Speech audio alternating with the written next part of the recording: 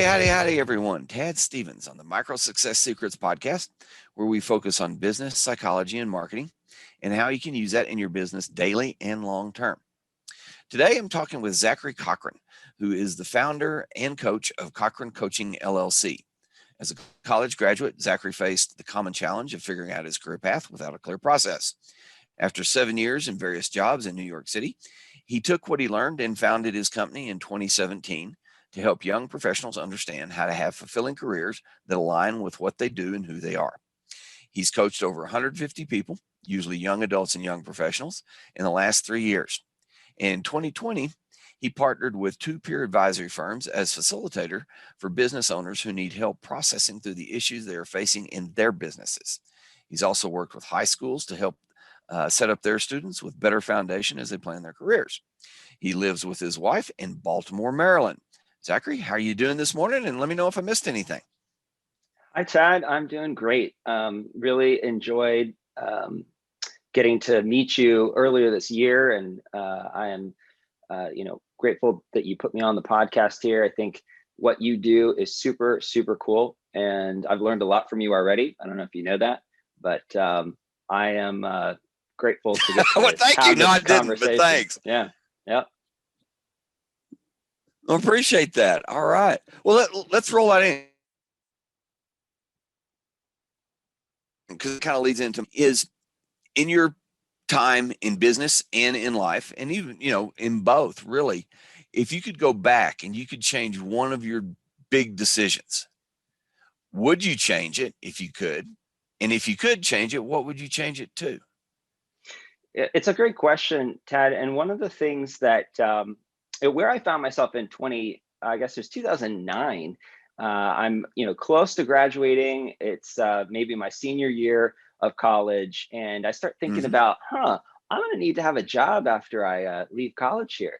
I really, yeah, I remember that feeling too. I hadn't thought about it, and so it was kind of a landmark moment where I said, okay, Mom and Dad, how can I go about this? They connected me with a friend of theirs who became a mentor of mine.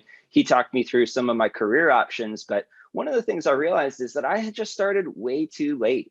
And, I graduated into a prestigious PR firm as the first job that I took, but I started as a, low paid intern and had to work my way up from the bottom.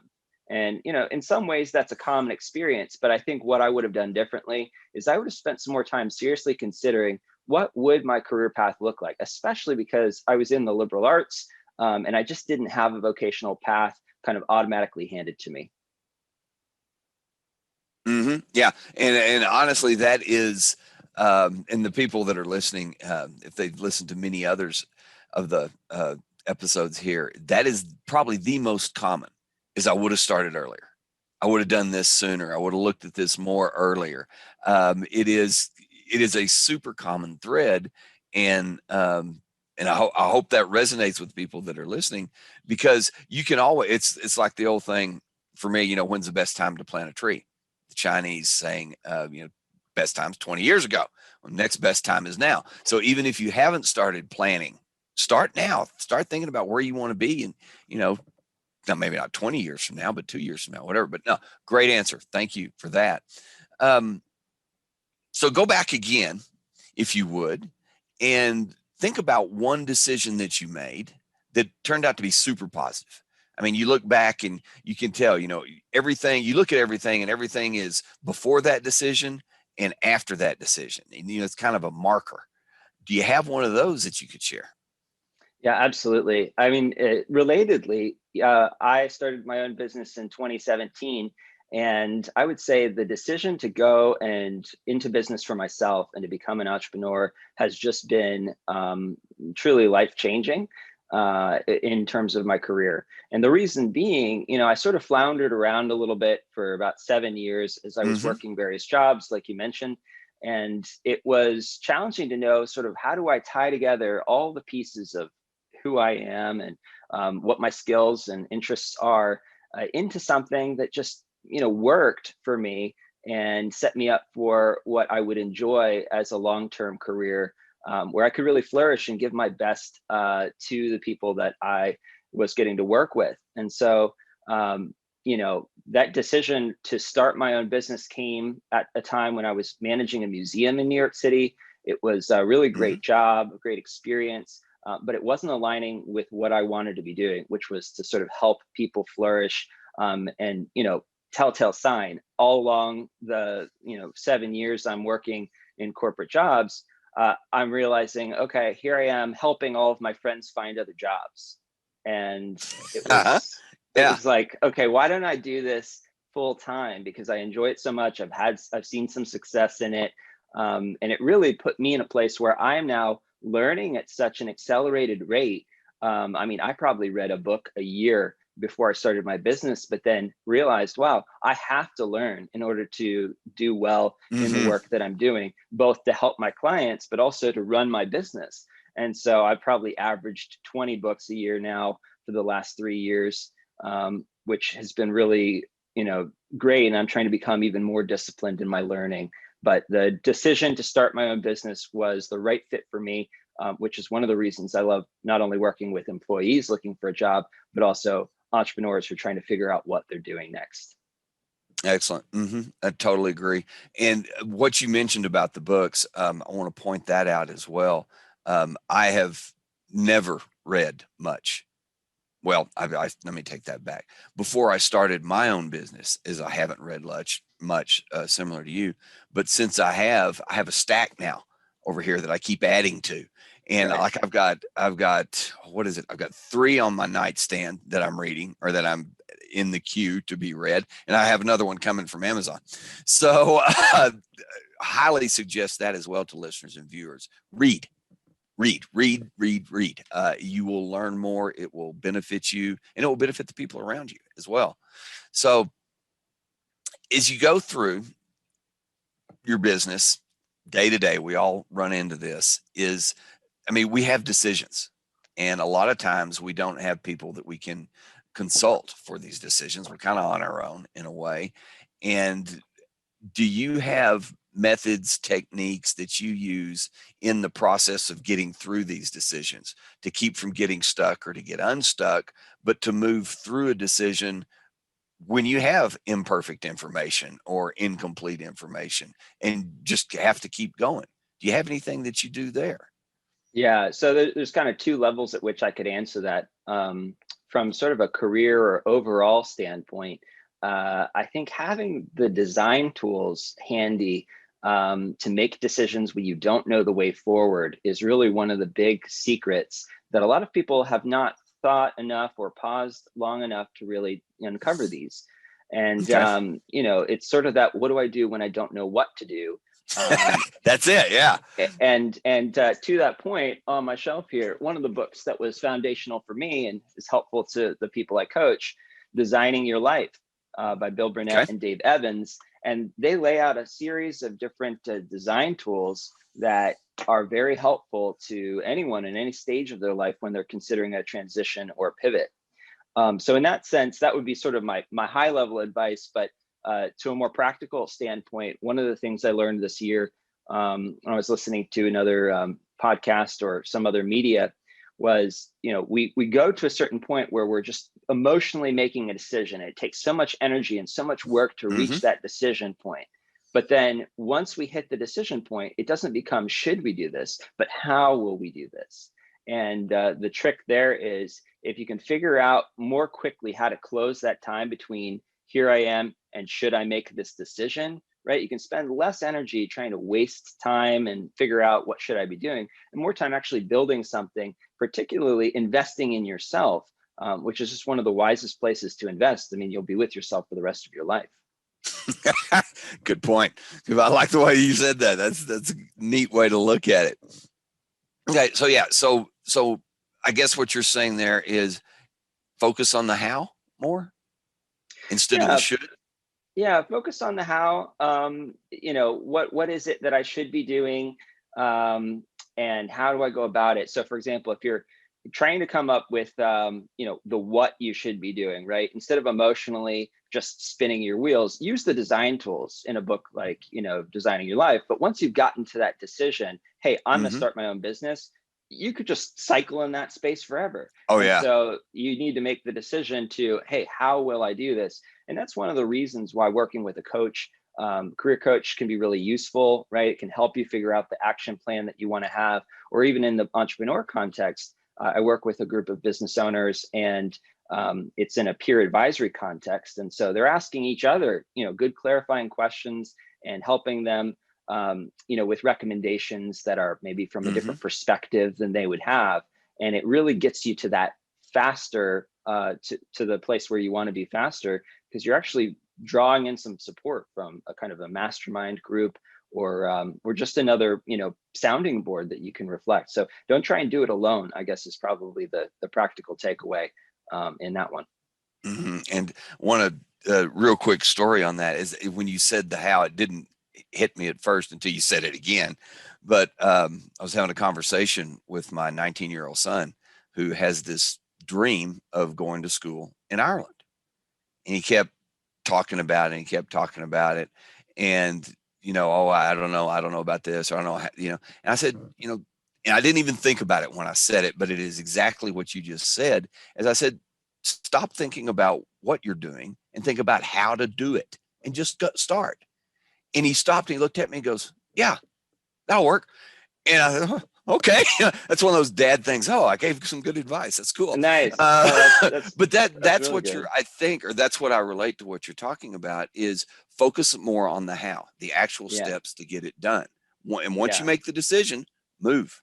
And a quick case in point on that, right? Like I wanted to read more, but I found I couldn't sit down and read. So how was I going to do this? Well, I got an Audible subscription, right? I subscribed to Scribd. There's a great audiobook summary app called Blinkist. And so I've kind of tagged into these so I can listen as I do my chores, as I exercise, if I'm driving somewhere or traveling. It just makes for a smoother process, and I'm redeeming that time because I paired it with an activity. So I'm not just sort of going along without thinking. I'm constantly trying to find ways to learn smarter and faster, which is a good, I think, tool for life. Absolutely. Okay, so kind of to wrap it all up, if you, for whatever reason, were in the middle of a global pandemic and you had to start over, or you moved to another state, or whatever happened and you had to start over, knowing what you know now, would you do what you're doing now? Would you do something different? What do you think you'd be doing? Yeah, I mean, I talk a lot about the idea of career alignment and lining up who you are with what you do. And so for me, I've worked hard to figure out what am I aligned with, right? And what should I be doing? But the reality is we could live multiple different lives. If our circumstances were different, we wouldn't be in the particular role that we're currently in. We would be in something else. And as humans, we have that adaptability. So I think to answer your question of what would I do if I had to start over, it's ironic. I think back to the career coaching assessment that I had back in college, and they were saying, look, you could be a college professor with the skill set that you have.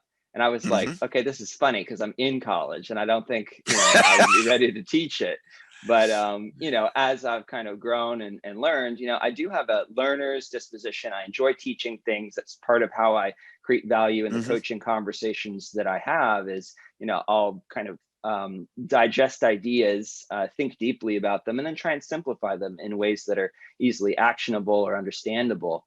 So if I wasn't doing the career coaching work or the kind of business development of other business owners, developing other business owners, personally and professionally, I would probably be doing something somewhat similar in that I would want to be continuing to learn. I would want to continue working with people.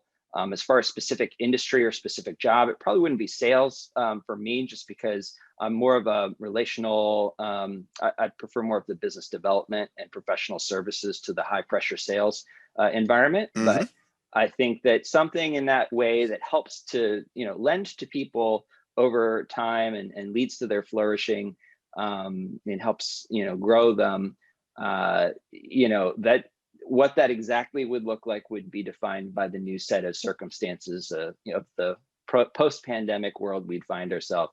again, if my industry or my job got immediately taken away. Yep. Okay. Cool. Very nice. Very nice. Zachary, thank you very much. Really appreciate your time. It's time to wrap up. Is there anything that you'd like to close with, and anything that you'd like to offer the listeners and viewers that might benefit them?